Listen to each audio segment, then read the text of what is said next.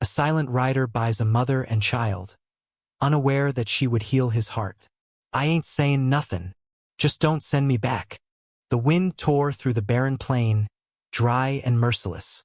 It was a sound that Ethan knew better than any human voice, a constant companion in the vast emptiness where he had built his homestead and his solitude.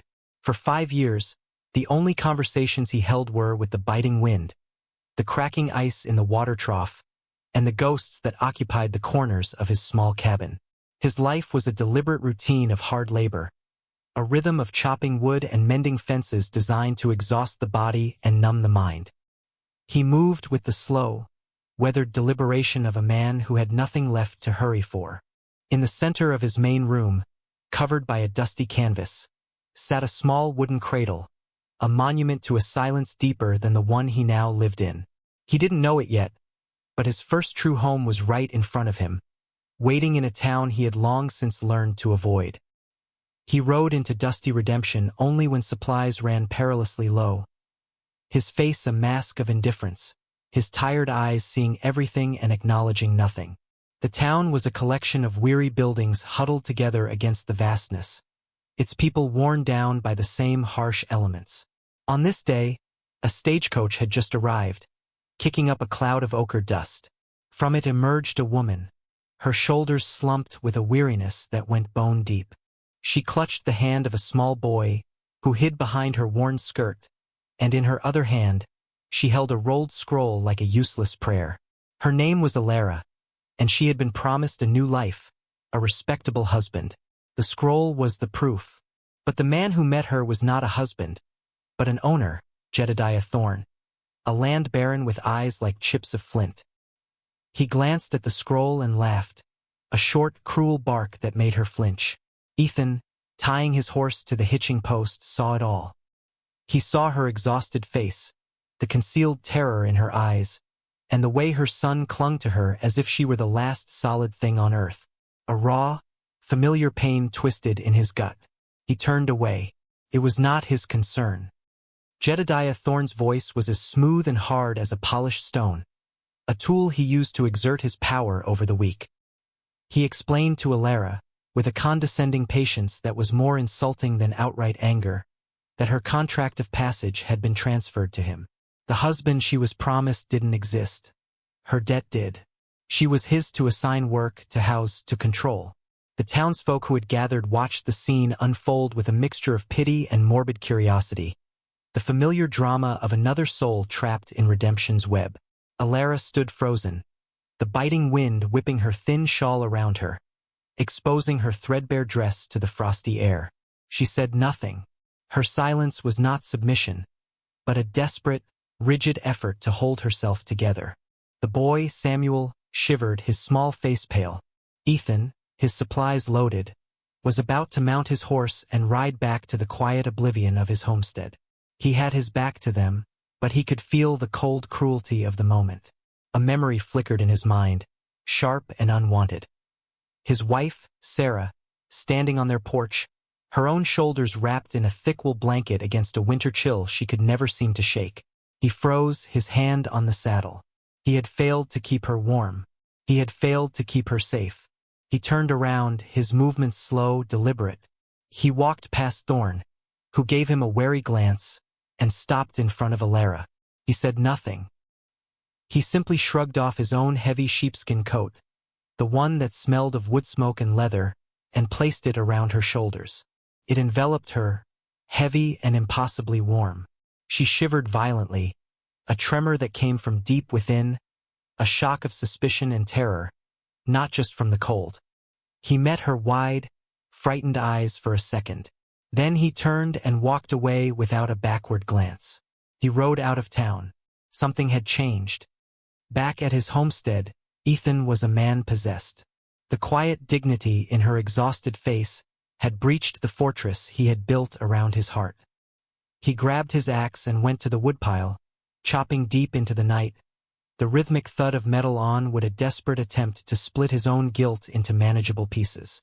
Each splinter that flew was a memory of Sarah, of his infant son, of the fever he couldn't fight.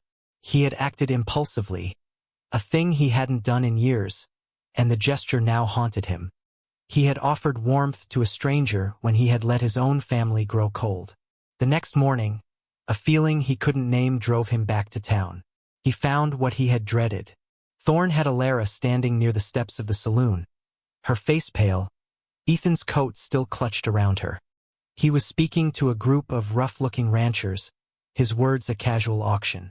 He was selling her contract, her labor, her very existence.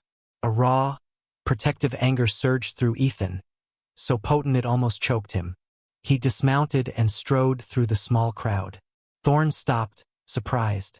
"Ethan," he said, a greasy smile spreading across his face. "Come to make a bid for the merchandise?" Ethan ignored him. He looked at Alara, whose eyes were fixed on the dusty ground. He pulled a worn leather pouch from his belt and threw it at Thorne's feet. It landed with a heavy, solid thud. "That settles her debt," he grunted, his voice rough from disuse. "She's with me." The crowd fell silent, stunned. Thorne, after a moment of shock, picked up the pouch, weighed it, and nodded curtly. The transaction was complete. Ethan turned to Alara. They traveled the long miles to his homestead in a profound, suffocating silence. She sat rigid on the wagon seat, clutching her son, a captive being transported from one prison to another. He was just as rigid, locked in a prison of his own making, filled with a terrible, echoing regret. A wooden door had closed on his old life. Now another had opened. Life on the homestead settled into a new kind of silence, one thick with distrust and unspoken questions. Ethan gave Alara and Samuel the cabin, moving his own bedroll and few possessions into the cold, dusty barn. He could not share the space that held the ghosts of his wife and child. Their days were measured by a silent, careful routine. Each morning he would leave a portion of food flour, dried beans, a little salted meat on the porch.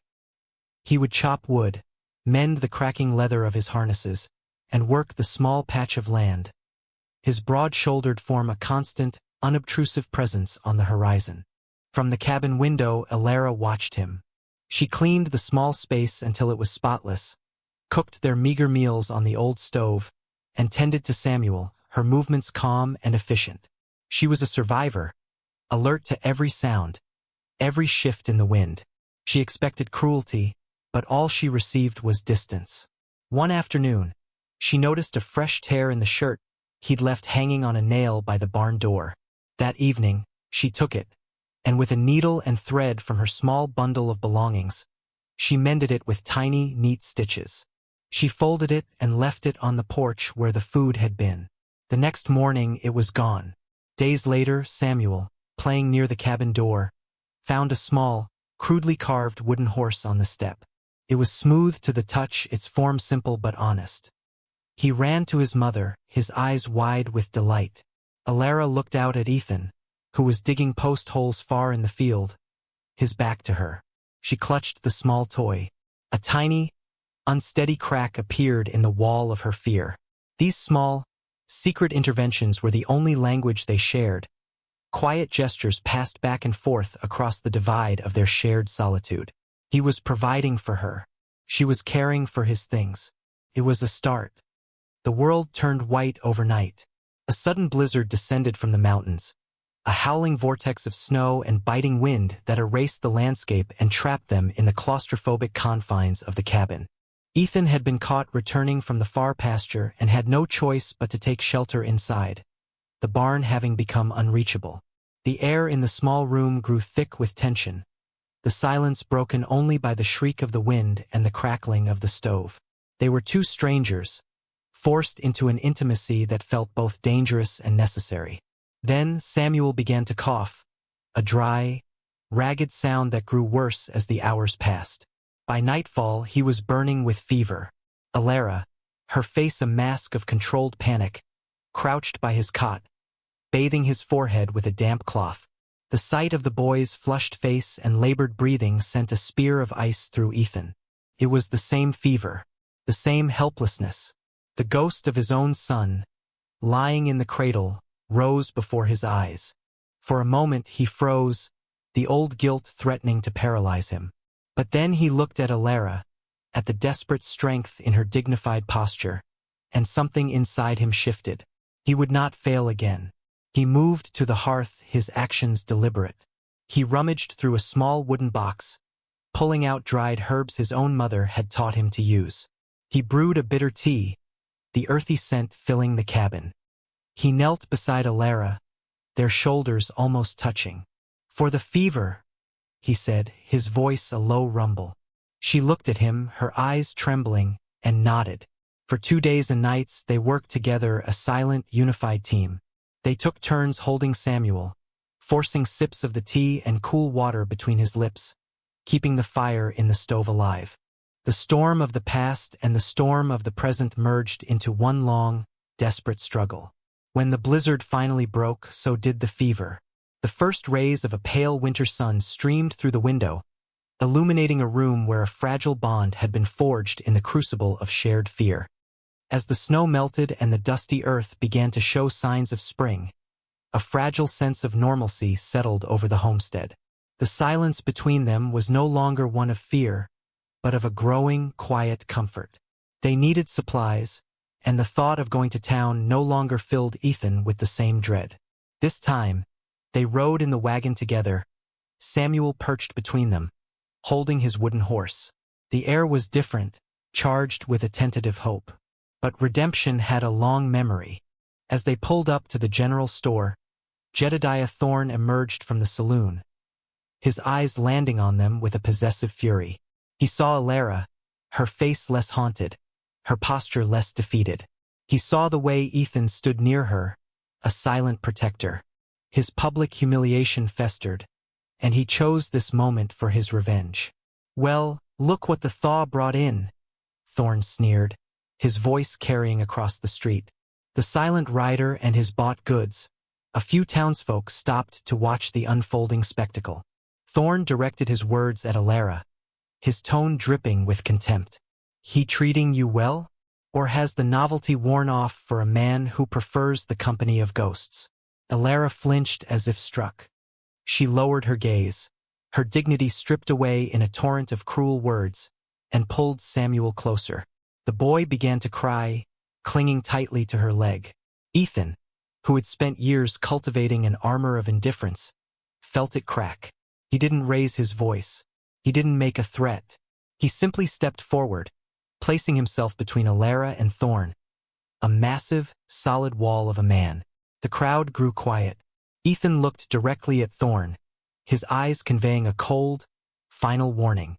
"She's with me," he said, his voice low but carrying with the weight of an oath. He paused, letting the words settle. "Not bought. Chosen." The public declaration hung in the air, absolute and irrevocable. Thorne, faced with a resolve he could not break, swallowed his insults and retreated into the saloon. Alara looked up at Ethan, her vision blurred by tears. He did not move. He stayed. The journey back to the homestead was imbued with a new kind of quiet. The silence was no longer a barrier but a shared space, filled with the resonance of his public defense and her private gratitude. The dusty landscape, usually a symbol of their desolation, now seemed to hold a promise of peace. That evening, as a slate sky settled over the plains, they sat on the small wooden porch. The wind whispered through the tall, dry grass, a gentle sound now, not a merciless one. It was Alara who spoke first, her voice soft and unsteady, telling him of her life before redemption, of a husband lost to consumption, of the crushing debt, and the false promise of the scroll that had led her here. She spoke of her fear, not just of Thorne, but of him, this quiet, imposing man who had saved her. He listened, his gaze fixed on the distant horizon, his presence a calm anchor in the twilight. He nodded, acknowledging her pain, her resilience. Then, when she fell silent, he spoke. His own words came slowly, unearthed from a place of deep, concealed grief. He didn't look at her, but pointed a weathered hand toward a gentle rise on the hill, where a single gnarled tree stood sentinel over an unmarked patch of earth. He told her about Sarah, and about their son, Daniel, lost to a winter fever in the first year of their marriage. He spoke of the cradle inside, of the shovel he had used to dig the small grave, and of the suffocating guilt that had silenced him for 5 years. He had felt like a failure, a man who could not protect his own family from the harshness of the world. As his raw confession faded into the growing dark, he felt a gentle, trembling touch. Her hand was on his arm, a small, unobtrusive gesture of profound understanding. In that moment, they were no longer two separate souls enduring their pain alone. They were strong together. The homestead transformed with the seasons. It was no longer his place of exile and her place of refuge. It became theirs. The heavy, wooden door of the cabin, once a symbol of separation, now opened and closed with a familiar, welcome creak. They worked side by side, their movements falling into a natural, unspoken rhythm. He taught her how to read the sky for rain, and she taught him, through her quiet actions, how to live in a home again. The first time he heard laughter, it startled him. It was Samuel, chasing a chicken in the yard, his delight pure and infectious. Then came Alara's laugh, a soft, warm sound that seemed to smooth the rough edges of the world. Finally, one afternoon, while fixing a wobbly wagon wheel, a low, unused rumble escaped from Ethan's own chest. Felt foreign but right. He moved his belongings from the barn back into the cabin, placing his bedroll in the main room without ceremony. He began building an extension, a small, solid room just for Samuel, the sound of his hammer echoing with purpose. The land, nurtured by their combined efforts, began to thrive. The vegetable patch yielded a modest but reliable harvest. The fences were strong, the livestock healthy. Winter returned, but it was a different season now. The biting wind still howled outside, but inside the cabin, the air was filled with the warmth of the stove, the smell of baking bread, and the gentle sounds of a family. The frosty air on the window panes couldn't chill the growing warmth within. This was a true home, built not on promises or contracts, but on shared work, mutual respect, and a quiet, blossoming affection. It was a home redeemed. From dust and silence, a family had grown. In the harshest of soils, where hope was thought to be a fool's errand, love had taken root. It was not a love of passionate declarations or grand, sweeping gestures. It was a quieter, more profound force, nurtured in the silent spaces between shared chores and understanding glances. It grew where no one was looking, in the deliberate way he stacked her firewood by the door, in the careful way she mended his worn-down shoes, in the shared vigil over a sick child. He didn't know it when he first saw her, a broken figure standing against the wind, but his first true home was standing right in front of him. He had thought redemption was about atoning for the past, but he learned it was about building a future, one honest day at a time. Her dignity was not a fragile thing to be protected, but a quiet strength that, in turn, saved him. They were two survivors who, in finding each other, found not just solace, but a reason to live again. Their story is a testament to the resilience of the human heart, its ability to heal and to love even after being shattered. It reminds us that sometimes the most powerful connections are forged not in words, but in the quiet reliability of simply being there. Their love was an unobtrusive thing, as reliable as the sunrise, as solid as the earth beneath their feet. A home. That winter, as the snow fell softly outside, Ethan sat by the fire, the smoky lamplight casting a warm glow on his weathered face. He was carving a piece of pine, the blade of his knife moving with a gentle, deliberate purpose. The shavings fell to the floor, smelling of the forest. He was making a small rocker, perfectly sized for Samuel, its lines simple and sturdy. It was a companion piece to the larger, empty rocker that had once belonged to Sarah, the one that had stood as a silent monument to his grief for so long. He ran his hand over the smooth, finished wood, feeling its warmth. He placed the new rocker next to the old one by the hearth. They belonged together. Alara entered from the small adjoining room, her movements calm and quiet. She saw the two chairs, and a tender, understanding smile touched her lips. He looked at her, truly seeing the gentle strength in her eyes, the quiet grace in her posture. The cabin was warm, The window opened just a crack to let in the clean, frosty air of the coming spring. He didn't need a grand speech. His heart, once a barren plain, was now a place of quiet growth. "Stay here," he said, his voice steady and calm. It was not a request, but a statement of fact, a foundation stone. She nodded, a slow, deliberate movement that held all the weight of a vow. He breathed in, the air no longer feeling empty. He looked into her eyes. "I want you to stay with me," she stayed. From dust and silence grew a home. From closed hearts, a family. Their story is a quiet testament to the idea that redemption is not found in forgetting the past, but in building a future worthy of its memory, one small, honest gesture at a time. If the story touched you, like warm light in a cold night, then carry it with you. Remember that true strength often lies in quiet dignity, and the most profound love can grow in the silent spaces, nurtured by reliability, shared burdens, and the courage to choose connection over solitude. Subscribe to our channel for more stories full of silence, courage, and genuine closeness. And tell us what moved you the most. We'll see you again, where silence